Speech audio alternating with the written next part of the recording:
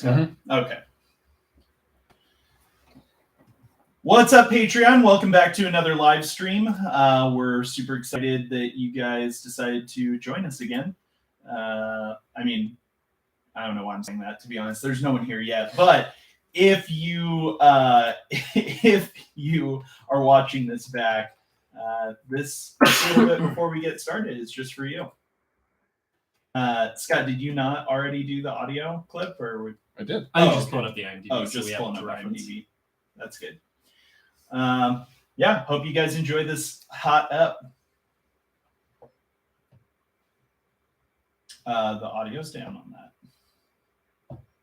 Just for you, Patreon. Just for you, Patreon. That's one of the things you wouldn't have known happened. And I promise as we do this more and more, we'll actually have more interesting content and more people will say stuff before we start. I'm listening to stuff in my head.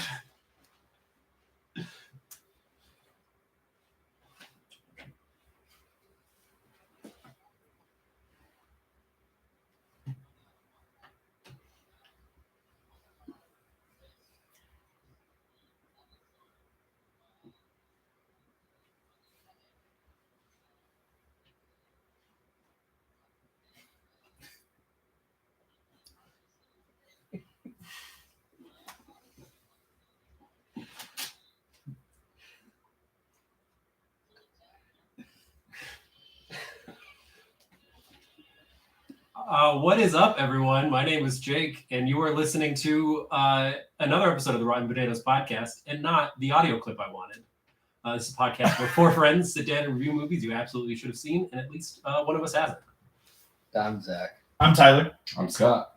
And I'm Jake again. I'm a little bummed that you cut off like so many funny parts. The best That's part. too long. Yeah. Well, I don't think Zach, so. Zach gave you a time. A specific timestamp. Yeah, but it was almost 2 minutes long. We listened It to was the a whole minute. freaking speech that the president gives in Yeah, Alien movie. That was Hey, I 5 get to minutes of choose. the Independence Day. I get to episode. Gosh dang it. You cut out my favorite line. I did Yeah. 40 seconds. Now, Dimitri, let me finish. What is your favorite line? When he says, "Of course I like to call the second level. Just not any other time, just not right now." That's my favorite part. Oh man. Well, I think we already are getting. I think all of our tots will have a little bit of a beat on how everyone's going to break in the ratings of this. Yeah, probably. Because Scott didn't think any of the parts were funny, and so he's just like they're all the same. Oh man. Well, Jake, what movie? I mean, for those who might not know, what movie are we talking about? This is a Stanley Kubrick, Dr. Strangelove, or How I Learned to Stop Worrying and Love the Bomb, which is a mouthful. It is a mouthful. Kind of timely, a little bit. Yeah, There's a lot almost. of nuclear war talk going around right now. Including last week when we Yeah. talked about the nuclear Including threat. last week when we tried to get the nuclear codes. The Russian nuclear codes. Dr. Strangelove, or How I Learned to Stop Worrying and Love the Bomb. Now, you'd never seen this before. No, I had never seen it. I saw it scrolling through HBO, or then HBO Max, and then Max. And it was on my list for a long time. And I thought, oh, Stanley Kubrick did it, and I would like to watch more Stanley Kubrick movies because I really like The Shining. And then I read the summary of it, and I thought that sounds exactly like something I should watch. The summary, not a summary, like a review I read was, this movie is where Stanley Kubrick imagines what if the world ended, and it was hilarious. And I thought that sounds funny, and that sounds like something I would want to watch. And then I just never got around to it. And then I figured I'm not going to get around to it unless I make myself for this show. Mm. And I don't know if I'm giving my takes, but that's why I picked it. No, yeah, that was it. Just why you picked it. Scott, why don't you hit us with a little bit of just the facts about this movie? Yeah, so as Jake said, this was directed by Stanley Kubrick. It was also written by Stanley, as well as Terry Southern and Peter George. Had a release date of January 29th, 1964, runtime of 94 minutes. Rotten Tomatoes gave it a 98%. IMDb gave it an 8.4. It had a box office of $9.2 million on a $1.8 million budget, so just over 5x return on that. Didn't win any awards, but it was nominated for 4 for Best Picture, Best Director, Best Actor for Sellers, and Best Screenplay. I have two, I think, crazy bits of trivia about this movie. So we had a $1.8 million budget. $1 million of that went to Peter Sellers. He got about 55% of this movie's budget Wow. to play the 3 parts, and I think Stanley Kubrick said, "Oh, I got 3 for the price of 6." And then also, apparently, Peter Sellers was the first person to be nominated for Best Actor for more than one role in the same movie. Oh, Because he played 3 roles. right. That's interesting. Yeah. First and only, or I don't know about only. The trivia I read was first. okay. I'm not sure. That'd be interesting to find out who else has been nominated for multiple parts in the future. Not saying we should do that right now. I'm just curious. So Let me start with Jurassic Park. Yeah. And I'll see what I can do. How many clicks do you think from Jurassic Park to Dr. Strangelove? 32. Yeah. I was the only one who had seen this movie before, so I'll kind of give my, I'd seen this once previously. One of our old friends, Will, I think, had watched it and liked it, and he told me that I should watch it, and so I bought it, and the first time I watched it, I actually didn't understand what I was watching. I hated it. And so when you nominated this, I was like, oh, bummer. Like, this is going to be rough because it's a movie that everyone loves, but I don't get. And this time when I watched it, I understood the movie this time. Like, I just don't know. I think I was expecting a serious movie, not like a, like a satire. A satire. Thank you. And I think with this movie, it's if you don't know that you're going in to watch a comedy, it's going to take you a little while. Yeah. The delivery is so dry. Right. And I can see you thinking, this is a weird movie. Yeah. And so this time I understood it. I got it right away. And I was surprised by how much I loved this movie. Like I loved it a ton. And to be honest with you, it kind of spoiled maybe a couple other movies for me. Oh, interesting. Which movies? In particular, I thought that Inglourious Bastards was a lot less original after watching this. Like, I was like, oh man, like he really just bit on so much of this movie. And it was like, I still love Inglourious Bastards. Don't get me wrong. I think it's executed super well. But like, it's definitely like I can see 100% how much inspiration he took from Dr. Strangelove, and so like that, and then like there are a lot of movies obviously where people play more than one part, and like for real, like they just did not do anywhere near as well as Sellers did playing multiple roles. They did it so well that I thought he only played 2 parts until after the movie. And I was Right. like, oh, he was Strangelove too? Yeah, right. I thought his performance was incredible. And honestly, like it also kind of made me feel a little bit like, especially his portrayal of Dr. Strangelove, it made me feel a little bit like, oh man, like again, not like it doesn't like cheapen it necessarily, but it's like, oh man, I really thought you were being super original. But I feel like a lot of Taika's characters are like ripping on a lot of Peter Sellers' characters. And like, it's like, oh man, like maybe it's not biting, maybe it's homage, and like there's nothing new under the sun.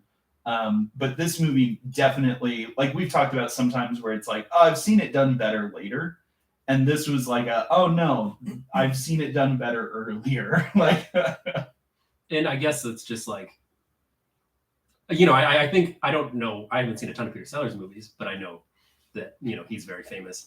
And you've got Stanley Kubrick doing it. And like, love him or hate him, there's few people who are as exacting and as like, I don't know, like I'd be one of the few like auteurs of film, I feel like, where like he's truly like, I don't know how to say it, but I don't. Precise, intentional. Yeah, and like everything is going to be perfect no matter how long it takes or what happens. He's not going to put out something that is less than perfect in his eyes. Yeah, I guess. So I can less see than why his vision. Yeah, so I can see why it was like why we got it better now, because if it didn't work, I can see this movie just never seeing the light of day. He was like, oh, I don't like it. Like, this isn't. We're not getting what I want.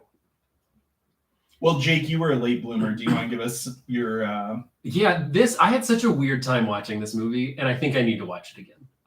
Because I knew what I was getting into, and I laughed at parts, and I was like, it was really odd. And I think I texted Zach about it. I was like, I've never felt so conflicted. Like, I don't know if I like this movie or not. I think I like it, but I don't know. And then I thought about it more, and I think I really like it. I think I need to watch it again, and it's short, so it won't be that hard to watch again. And I don't think I was expecting it to be so silly.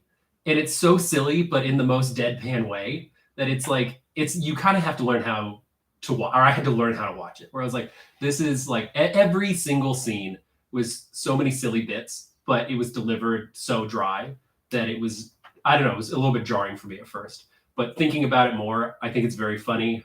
I like it a lot. And I feel like this is like if Stanley Kubrick did Airplane. Like, it's so jam-packed full of bits, and it's so silly, but also just very good. I think I like it a lot. I'm going to watch it again, though. Would it surprise you that this movie was originally written with no comedic beat at all? And then he and his co-writer had like teased like when they were writing it, because obviously this movie released in the middle of the Cold War, in the middle of atomic fear. And he was fascinated by his own fear of, the Russians dropping a bomb and, and obliterating society through mutually assured destruction. But they kind of teased about the idea of incorporating some comedic elements. And then eventually that co-writer left to go direct his own project. And Kubrick called him up one day and was like, hey, you remember when we were talking about maybe like doing this as a comedy? I think I'm going to shift this movie and do it as a comedy. And he was afraid that it wasn't going to work, that it wasn't going to play. But Stanley ended up being right. It really shocks me to learn that, because I feel like every second of this movie is silly. This was based on a book, I believe, that was not a comedy. Like, it was not funny at all. Correct. And so, yeah, that was an interesting call that he made. Clearly effective.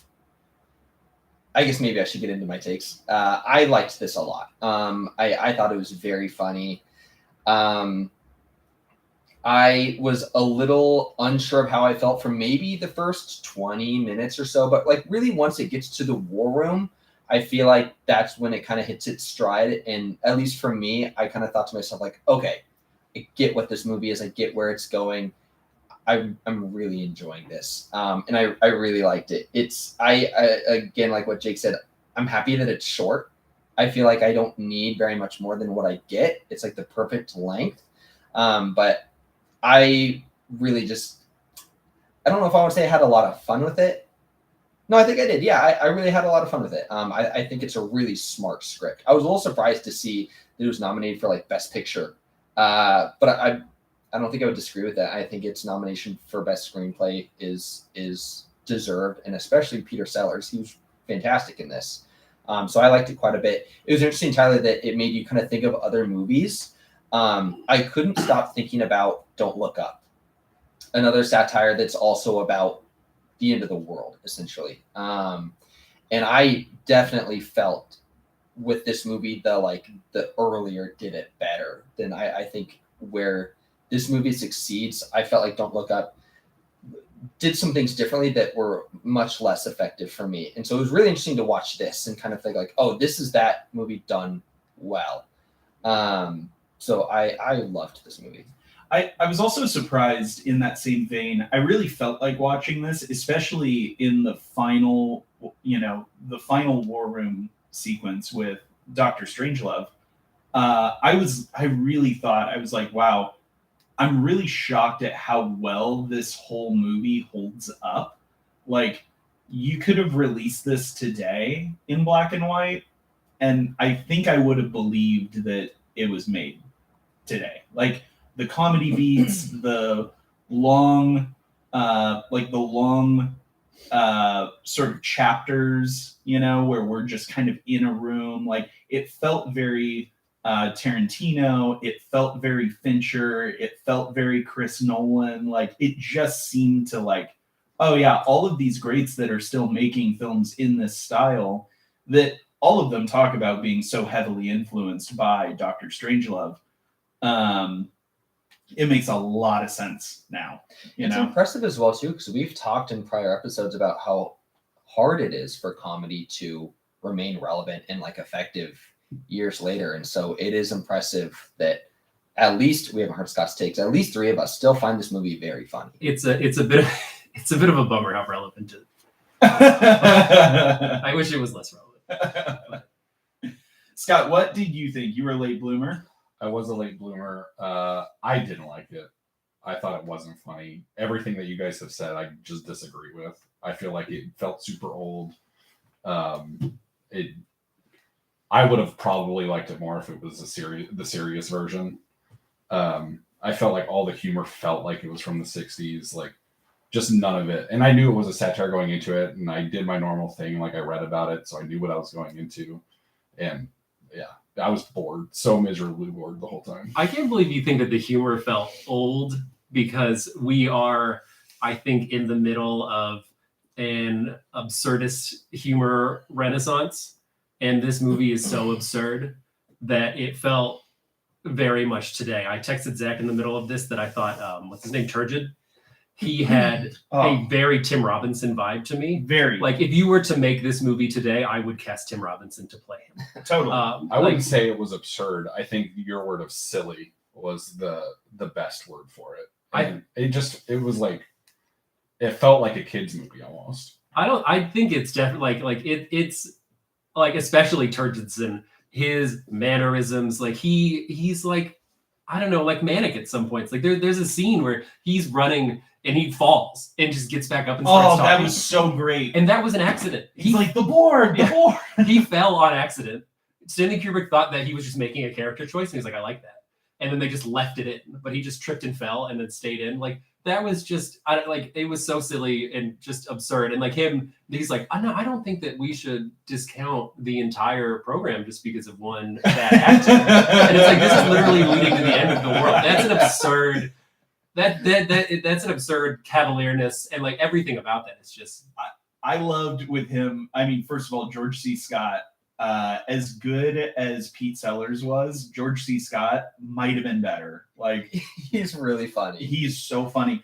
And at the very end, when he's like, they're like, oh God, like one got through. Oh no, what are we gonna do? And it's like, does he have a shot? And he's like, oh, you see they coming all low. Woo, it's a great. He's so stoked. Like, but do they have a shot? Yeah, you bet. But do they have a shot? You. Oh yeah. What does the president say? That's not our policy. I think Ripper already invalidated that. I thought when they were talking about their solution, and then they're like, oh, we're going to go into the mines. And then they're like, I don't know about this. And then all of a sudden they're like, we cannot the Russians get mine supremacy. Mine supremacy. I thought was hilarious. Yeah. Like a mind gap. I think that's like a mind gap. Yeah. I thought that was very funny, and to see how quickly all of that turned, but it didn't feel unnatural, or it felt like, yeah, okay, I can see this stupid conversation happening. Sellers is clearly the MVP, but Turgidson is great, as well as the Russian ambassador. I thought he was very funny as well. Funny. Peter Bull. Mm-hmm. Which of the Peter Sellers roles? Actually, before I ask that, Scott, the final scene in this movie was supposed to be a massive cream pie fight. I didn't know that. They filmed it. That was why they had the buffet in the war room. Yeah. So you remember when Turgidson and the Russian ambassador are like wrestling? They're wrestling in front of a big, ridiculous dessert buffet kind of a thing. Mm-hmm. And it was supposed to end with a cream pie fight that was like supposed to be symbolic of the two, sort of countries' missiles flying at each other kind of a thing. And the studio told him, okay, you only get one shot at this, because it was a famously expensive set, the War Room. And the studio was like, we know what you want to do. You only get one shot at this. And so they filmed it, and it was supposed to be like deadpan, just throwing dessert at each other, like just this, total devolution of structure and order and, civility. But the actors, it was just so fun that all of the shots, they're just dying laughing the whole time. And so Kubrick was like, just cut it out. Like, You know, like for as exacting and like what a perfectionist Kubrick is, apparently they had to leave in a shot of George C. Scott laughing while Strangelove was like choking himself at the end of that, and they couldn't get a shot where nobody was laughing. So there you can see him break. You can see him break a little bit. Yeah, and that just stayed in the movie. Scott, so if it ended with the cream pie fight, what do you think now? That sounds stupid too. I'm just looking at the IMDb right now. I don't think I realized James Earl Jones is in this movie. Yeah, he's on the plane. He's on the plane on the I didn't even recognize him. This was his film debut. Really? Yeah, and so What a film to debut in. Yeah, so Kubrick went because he really wanted George C. Scott, and he saw him in a Central Park production of Merchant of Venice. Okay. And George C. Scott was playing the Shylock, and James Earl Jones was playing the Prince of Morocco. And so he needed to fill, the plane. He needed another actor, and he was like, "Actually, I kind of like him. Let's just bring him along too." Interesting. It was his first time he was ever in a film. I think that maybe the plane stuff was weaker, but I did think that Slim Pickens was funny. But a bit of trivia I read that I think is even more funny was he was the only person that they didn't tell this was a comedy. Right. And he was playing it completely straight. And he was just playing it like a serious movie, and that's just how he is. And he wasn't playing a character. Like, they were like, just read the lines. Huh. Apparently, Weird. James Earl Jones thought that he was staying in character between takes, and then he realized that that's just who Slim Pickens is, which I think is very, like, that scene, like, I can't believe he didn't know that, because that scene where he opens a safe on the plane Yeah. and then pulls out a cowboy hat is gold. I love that. that. Was very funny. He opens the safe, and I'm like, okay, what's the, like he's getting codes or something, and then the cowboy hat. I'm like, all right. That was very funny. It was interesting, Tyler, that you were talking about the different, the way that you've been able to see this movie influence different directors. There was a moment when they're on the plane, and I don't remember the context, but they're taking out all these different things and kind of, they're like recording the different items that they have. And one of them is like this tiny little Bible, and it kind of zooms in. That whole sequence felt like very Wes Anderson. Yeah, definitely. Yeah, it was like a postage stamp size Bible and Russian dictionary. Yeah. Like, this feels like straight out of a Wes Anderson film right now. So it's kind of funny in that scene when he's reading off all the things, and he delivers a line. Slim Pickens delivers a line that he says, "Man, you could have a pretty good weekend in Vegas with this." The line originally was, "You could have a pretty good weekend in Dallas with this."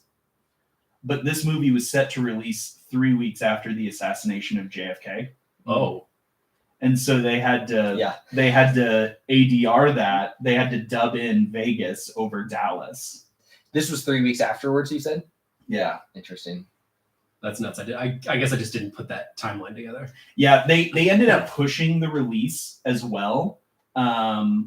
So they pushed the release to like the end of the film season, because it was supposed to release in summer, and they pushed it to winter, because they just felt like seeing a president character immediately after the tragic assassination of our president was not something that audiences were super into seeing. Yeah. I think they were probably right to push it.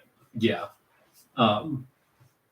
What did you guys think of Slim Pickens? I thought was great. Did you guys know, though, that Peter Sellers was supposed to play all 4 roles? I did. I heard that. And I think that Slim Pickens was perfect for the role. Yeah. Or what we got was right for it. And like, I don't think 3 is enough, like, for Peter Sellers. So he broke his leg. How James Earl Jones recounts the story, he broke his leg on set. Peter Sellers did? Peter Sellers did. And that's why Dr. Strangelove was in a wheelchair. Oh, interesting. I guess that makes sense. And so when the last line of the movie is, "Mein Führer, I can walk." he actually was on a broken leg and like wasn't sure if he was going to be able to get up and walk around, and he just improvised that line. That I think that this movie stands out in Kubrick movies for being like the opposite of what he's famous for with Peter Sellers, where apparently almost every line of his is improvised. Yeah. And he said, I can't do the same thing twice. I'm not going to do the same thing twice. And so they just had to keep going, and he hates multiple takes. And so he was like Kubrick was like, I think you're getting better and better every time. And he's like, why are you making me do the same scene over again? Which is just crazy. Like, that sounds like the opposite of what you would expect, but it worked. And I thought he was very funny. I think it paved the way for improv comedy in films that we experience today, because like guys like Taika that thrive in that kind of environment where they're like, let's just have fun on set and see what comes up. Those are some of our favorite like pieces of comedy when filmmakers approach things that way. Uh-huh. And this was a little unique in that sense. It wasn't the first time that anyone had played multiple roles in a movie in the 50s, 40s, and 50s. That had happened a few times, and in fact, Peter Sellers had done it. I don't even think it's the first time Peter Sellers did that.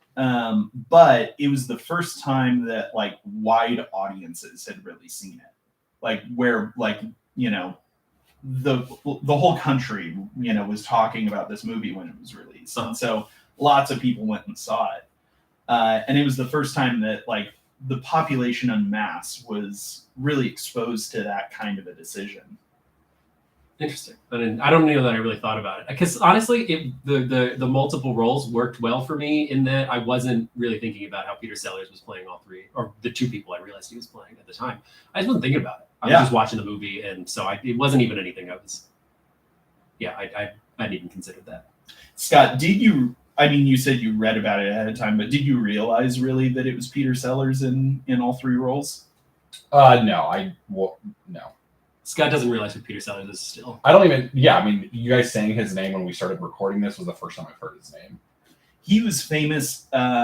He was the Black Panther, or not the Black Panther. I'm sorry, Pink Panther. Pink Panther. Yeah. That makes more sense. Yeah, way more sense than the Black Panther. Yeah. I was a little confused by that. Yeah, Pink Panther. Inspector Clouseau. He created that character.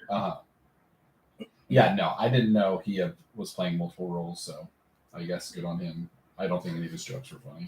He played the British major that was like trying to convince, and then he played the president, and then he played Dr. Strangelove. I think the president was my favorite of his roles. I thought the president, too. like even the president as the straight man, was still somehow very funny. Oh yeah, where he's like, especially when he's on the phone with the Dimitri. That scene is so funny, and you don't even hear the other side of the conversation. Yeah, and it's still very funny. I agree. But the president is my favorite of the three. Him all interactions with Dimitri are very funny to me, and him and Turgison together are so good. I think their chemistry was really good and really allowed for Turgison to be very funny and very zany. What do you guys think about Ripper though, and the I don't know, antagonist of the movie? I liked it a lot.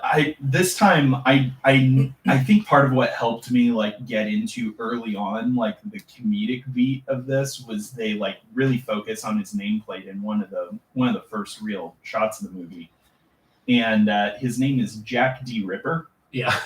And I was like, oh, nice. Like, okay, yeah, that's right. This is a comedy. Like, we're here for it. I think one of my favorite. I loved his insane babbling about our precious fluids. Mm-hmm. I thought that was all very funny, and it seemed relevant in a different way to today. Mm-hmm. With yeah. And for our Patreon viewers, you might have noticed Jake is drinking green liquor and rainwater. Yeah. I subscribe to the Ripper philosophy. Also, rainwater is unsafe to drink everywhere on the planet now, but I still do. It's got chemicals in it. But I thought that his funniest part, it really caught me off guard. I was like, why is he picking up his golf bag?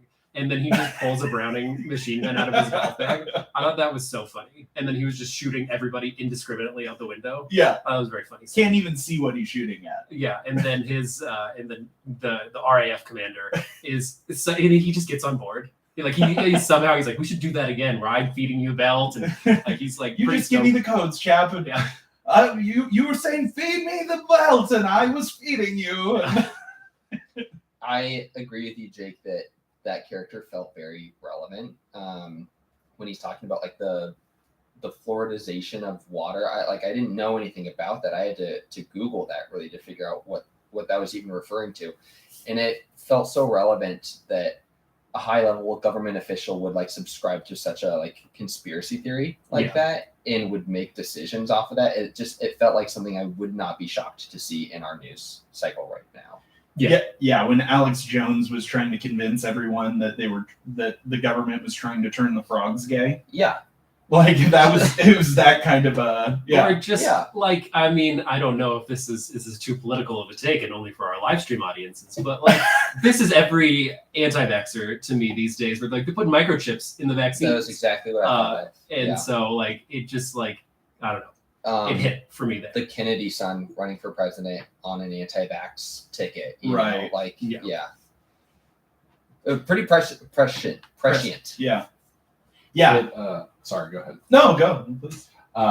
There's a I want to say clip. There's a segment in Parks and Rec where Leslie's fighting against Sweetums, and when she's a city councilor, and Sweetums wants to like have like the water supply be like soda, sports. essentially. Yeah.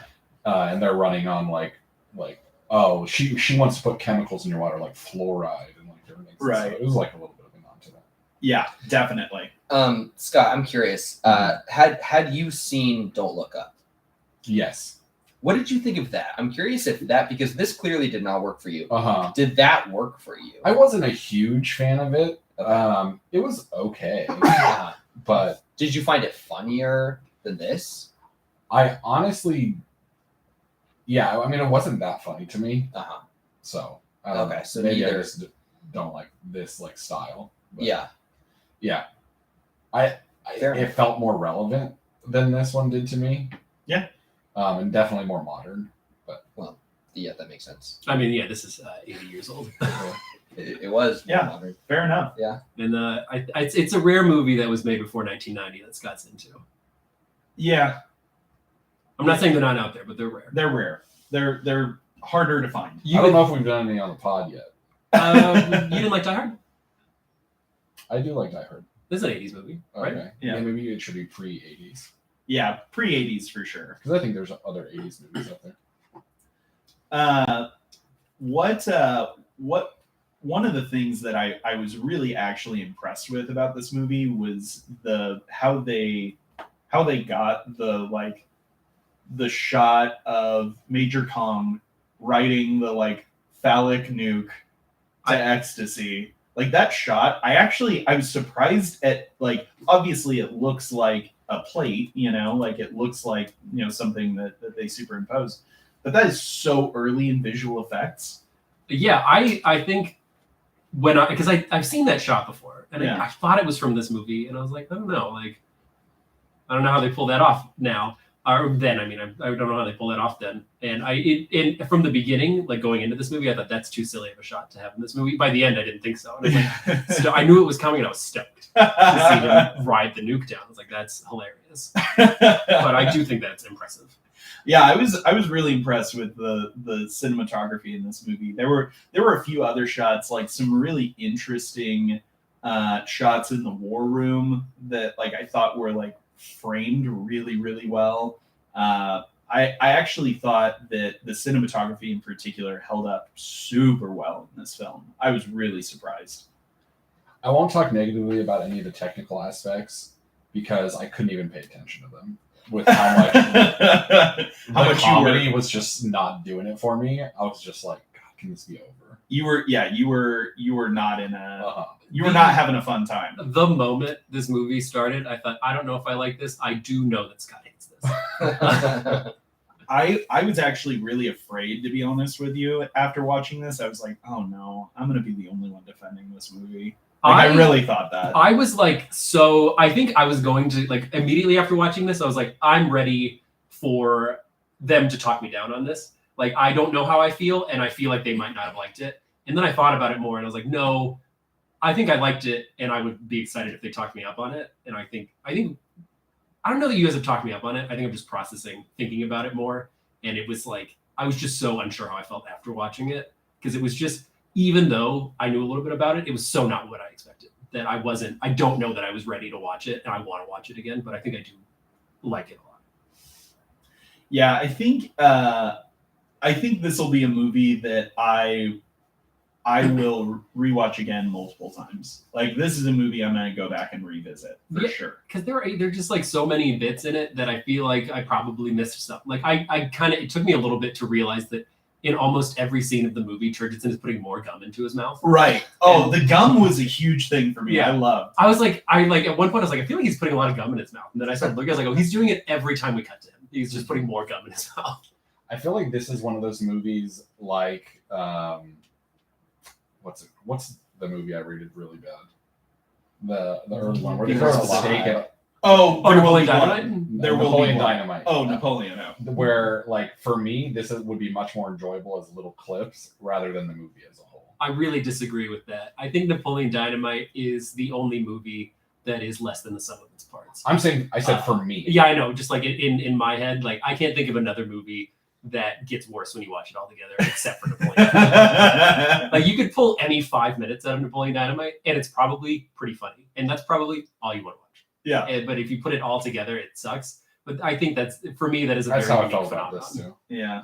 You said you didn't laugh at a single part, though. I didn't. So I didn't during Napoleon Dynamite either. But like, when we talk about these things, do you think they're funny now? I think the ideas of them are funny as bits. Like the idea of like him talking with the Russian leader and like having this ridiculous conversation while the nukes are headed this way.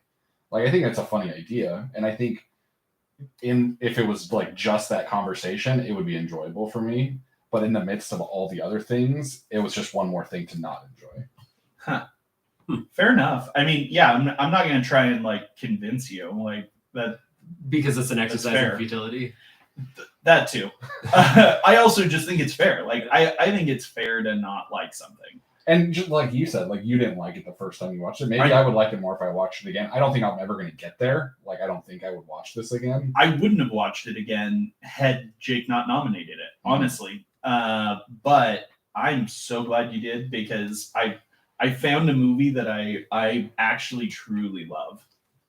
I think there was one more scene that I thought was very funny that I was gonna. Oh, I loved when Turgidson, he said, "You're gonna invite him in here? He's gonna see the big board," and the big board is literally just a map of the world. And then he's like, but he's gonna see the big board, and then you automatically you think, oh, he planted that camera on the Russian. And then later in the movie, it's revealed that he has more cameras and he's just taking a picture of the big board. Yeah. I thought it was such a funny way to bring that back around. I really appreciated that, like, bringing that full circle. You shared something in our group chat that I thought was like funnier than this whole movie about, was it President Nixon? No, it was Reagan. Reagan, when he came into office and he asked about like, someone show me the war room. I thought that was hilarious. Yeah, and they had to really explain it to him, like, Mr. President, that doesn't exist. And he said, but I saw it in Dr. Strangelove. And they were like, yeah, no, like, that was just out of Stanley Kubrick's mind. We don't have that. What's funnier? However, they do have one now. Because of this movie, or because of Reagan? Probably Reagan ordered it built. I think Reagan was like, oh, we for sure need a war room. I think it's funnier because Reagan was a movie star. And you feel like he would understand that things like that's a set that got. But that's I think truly that's, to talk a little bit about like the timeliness of this movie. Of course, we've talked about the timelessness, that it feels very appropriate still to this day for three of us. Like, I mean, like the material, not necessarily the comedy, but like the nukes and war in Russia. Nukes and war in Russia, and not trusting, our government to do the right thing. Yeah, to do the right thing. Because Russia, not to date this too much, Russia made nuclear threats this year. Yeah, exactly. Yeah. And so like, but at the time, like this was so timely that people really did feel like, gosh, this does feel like how our leadership is running things. You know, people felt very anxious about the idea of nuclear holocaust because there was just so little confidence that people had in the government that it's like, man, how are these idiots in charge? And of course, this is satirized. And like Bob Woodward, who's like a super famous journalist, was talking about this movie and how excellent it is. But he was, Bob Woodward was like instrumental in, he broke the Watergate scandal, like really important, high level journalist. And he said like that no one in government is really that bad. Like no one, like this doesn't remind me of any one person. Any of these characters. But I think it was so much in the national feeling that they had to include a disclaimer at the beginning of this movie. Exactly. To say that the Air Force says that this could not really happen. So that yes, like that was the season, but also part of that was the Air Force, like Stanley Kubrick and the British art director, like set designer, almost got in a lot of trouble. Yeah, I think I read a little bit about this, but I think it sounds like you know more. Yeah, so the Air Force refused to participate in this movie at all because they just disliked the premise. Making light of nuclear holocaust was not a popular decision before the movie came out. But after they had they had to build a B-2 bomber without any cooperation from the Army. And so they had like one photo that was a cover of a book that someone had written that had like a little corner of the cockpit where the pilot sits in a B-2. And that was all they had to extrapolate off of what the interior of a B-2 bomber looked like. And they brought in some folks from the Air Force to view the movie before they released it. And they assumed that they had a mole that was leaking information about one of their most classified airships because they said it was spot on. Like the set designer just thought, well, it would probably look and function like this. And he accidentally got it completely right. Yeah, that I think is one of the crazier bits of trivia about this movie.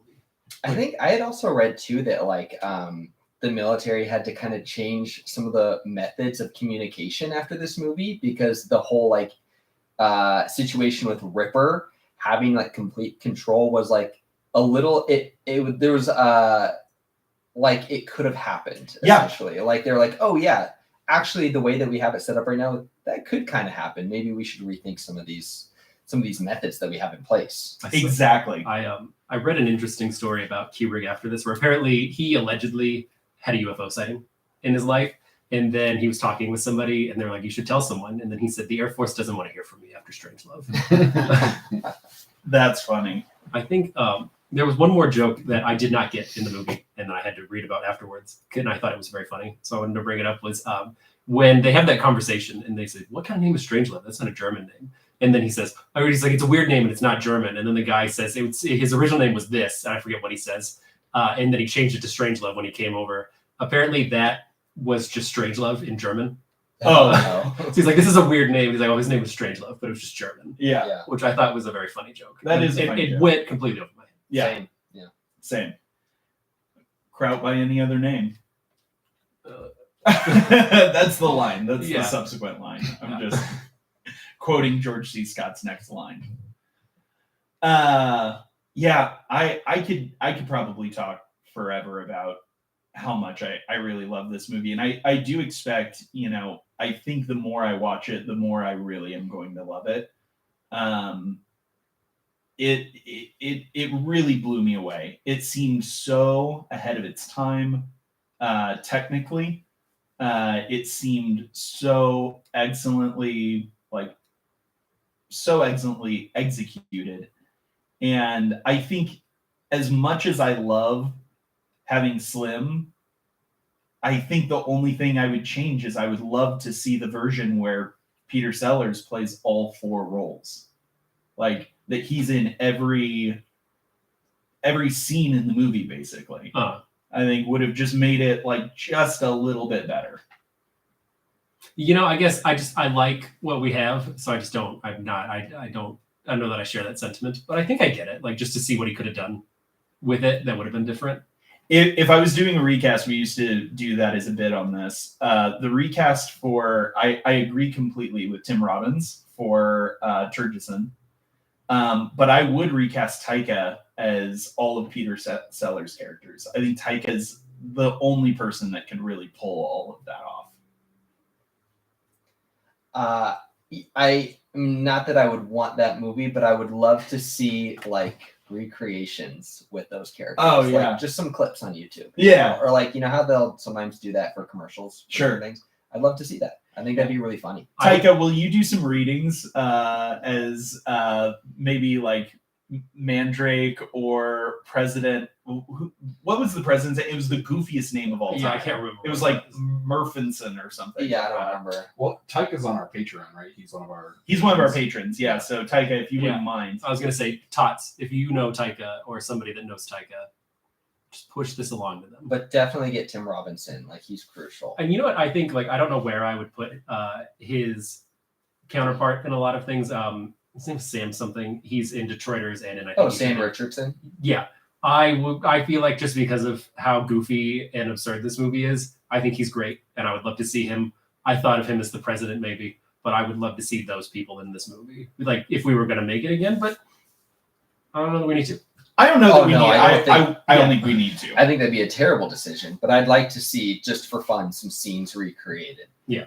Like when Dylan O'Brien just on like Twitter did the social network scene. Yes. Like if Taika could just read some lines. Yeah. Maybe I wonder if Taika's on Cameo. I wonder if we can get a cameo. If we can pay for a cameo. He probably is expensive on Cameo. Yeah, he's real famous. There's some famous people that aren't that expensive. Really? Yeah. Huh. Like who? I don't know. Just there are people that it's not depends on what you say. Yeah, exactly. Like I if he's on, I would pay $500 to have him read a couple of the lines from this. Maybe we'll use our Patreon money. Patreon, it's just rolling in. From all those patrons we got. It's like that episode of SpongeBob where he opens up the Pretty Patty stand and he's like, "We didn't even know what to do with the money. We tried burning it, and burying it, and now we just have to give it away." We just need to get a 4th tier on Patreon. That's like. Taika Waititi's here. Get Taika. It's like $1,000. I like that. Me and my friends all got together to pay the guy who plays Kevin from The Office like $100 to do a cameo for my friend Levi, and he called him Eli. So it's a little bit of a bummer. Did you get your money back? No. Wait, what was the difference? You said Eli and then Eli. No, Levi. Oh, Levi. You've met Levi. I know I've met Levi. I thought he said Eli twice. No. I was like, but okay. you didn't it didn't come into your mind that you misheard when he was like he made a mistake. No, Zach has lots of friends that aren't us. But yeah, no, when he said he made a mistake, and then you're like, wait, Zach just said something that was the same. Zach made a mistake. I did question it, and that's why I said, wait, what did you say? Like, I literally questioned it on the pod. I just wouldn't have vocalized. You just made the same mistake that Kevin did. Yes, I did. Apparently, Zach, there's something wrong with your delivery of that name. Eli, I typed it on camera. Maybe I typed Eli. All right. Well, what do you guys say we put this one to bed? Unless anyone has anything else to. No, I don't know. All right. Well, wait, hold on. Actually, I do have one thing. Oh yeah. And I think I was a little bit wrong on this, but I made a prediction that Scott would give his takes, hate it, and then not talk for the rest of the episode. And I was kind of right. He didn't say very much because of how much he hated it, but you did talk more than I was expecting. So you beat my expectations. Well, I just feel like I want to let you guys love on it. Like, I don't want to like just spend the episode hating on something that you guys want to actually talk about. So I feel like it's better for the pod if I do just kind of pull back on those. That's fair, but every person I know who listens to the pod tells me you're their favorite. So, well, I don't know. You know, I appreciate it, but I don't for know. all of Jake's friends that I'm their favorite, don't watch Dr. Strangelove.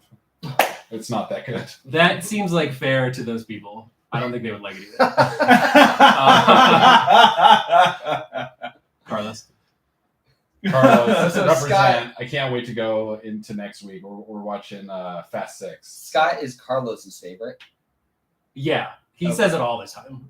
He says it to me a lot. Uh, I think to be mean, honestly. It's feeling personal. Yeah, It's not that he even wants to emphasize that I'm his favorite. He wants to emphasize that you're not his favorite. That's how it feels sometimes. even though Scott hated Scarface so much. Yeah, that hurt his feelings. Okay. And I think it hurt his feelings that Scott didn't like it more than any of us.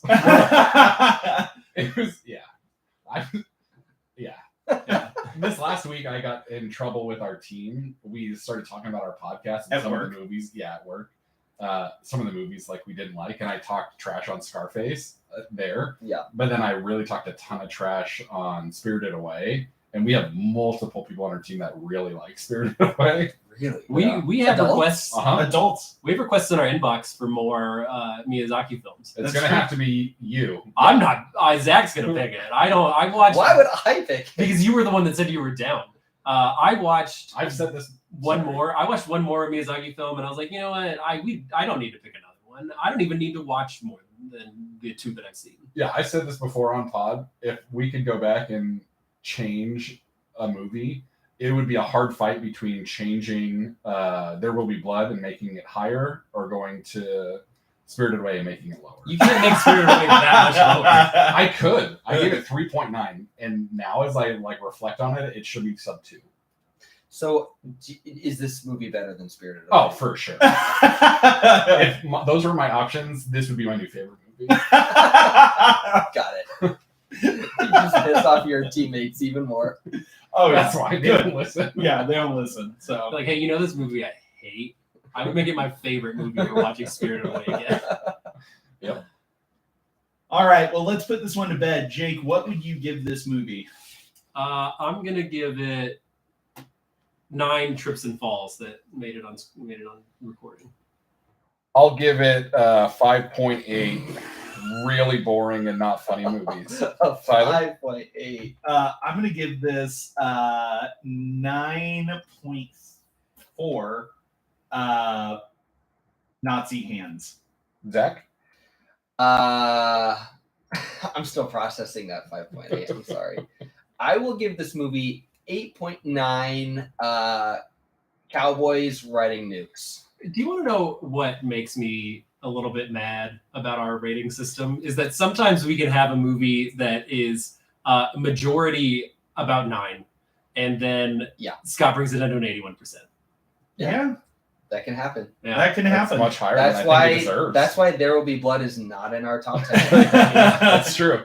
This would be a top 10 movie as well, Yeah. probably. Maybe. But One, instead, it's number 49 out of 142. one more fact that I'll throw out there, or not fact, just piece of trivia that I thought was interesting. It's probably not that interesting. The glove that Dr. Strangelove wears was a decision on set by Peter Sellers. He just he saw Stanley Kubrick's gloves that he used to handle lights, because he would like move these lights around, and these lights are extremely hot. So he had these leather gloves that he would wear to, protect his hands from getting burned.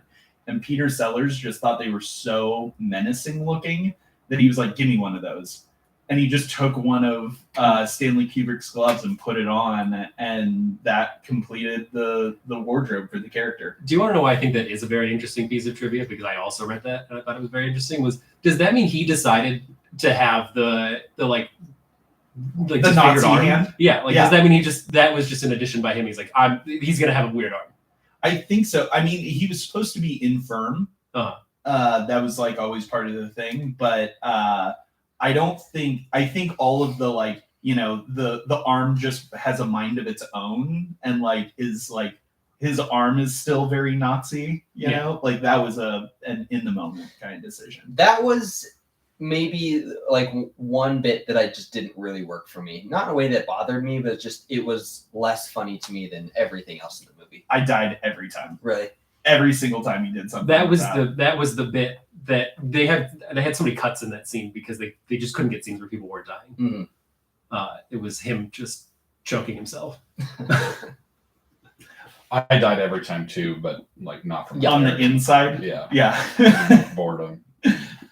Well, where are we going on that note, Scott? Where are we going next week? We're going to the next movie in the greatest saga of all time. Another very critically acclaimed film. Yeah.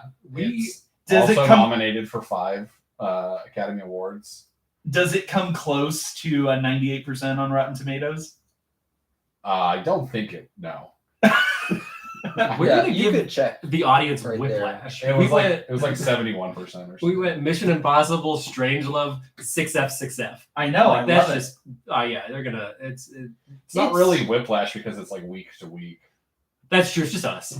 Yeah, It's whiplash for us because we record them all in a row. minute to minute. Yeah. It is fun though. Like I think even as a listener, if I got like 3 straight weeks of like critically acclaimed, like old prestige film, it's fun to break it up. Yeah, and get like one just like Yeah. really trashy fun movie. It's the reason why for the last couple of years I've picked my movies last.